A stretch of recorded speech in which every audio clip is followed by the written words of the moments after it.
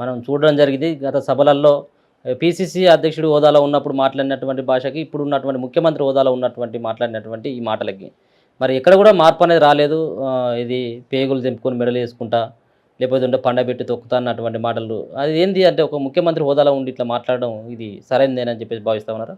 ఇంకా బ్రదర్ ఒకటి ఇలా ఆయన ఎప్పుడు మంత్రి పదవి చేసినోడు కాదు, అనుభవం ఉన్నోళ్ళు కాదు.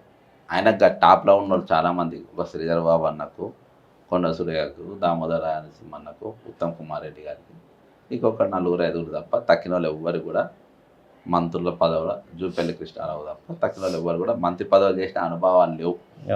చాలామందికి ఫైల్ మూమెంట్ రావు, లాంగ్వేజ్ తెలియదు, కాబట్టి జరుగుతుంది. ఇంకోటి యాస అంటావా, ఈయన అన్నాడు కదా అదే అదే ముఖ్యమంత్రి అంటే గుంపు మేస్త్రి అదే ఆ యాస అంటావా, ఆ యాస ప్రవేశపెట్టి తెలంగాణ 2014-14లో కల్వకుంట్ల చంద్రశేఖరరావు గారు ప్రవేశపెట్టారు.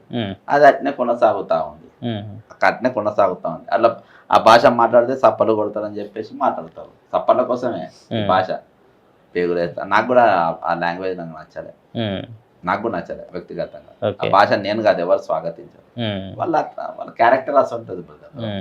వాళ్ళు ఏమన్నా ఏది ఐడియాలజీతో పార్టీలకు వచ్చింటారు, వాళ్ళు అట్నే ఉంటారు. వాళ్ళు అట్నే ఉంటారు. 4 పార్టీలు తిరిగిన వాళ్ళకి ఎట్లా కాకుండా నీకు ఎట్లా మాట్లాడతారు? ఓకే, అంతే. కాంగ్రెస్ పార్టీ అసంటోళ్ళకి మొయ్యడం, అసంటోళ్ళకి పదవులు ఇవ్వడం దురదృష్టం.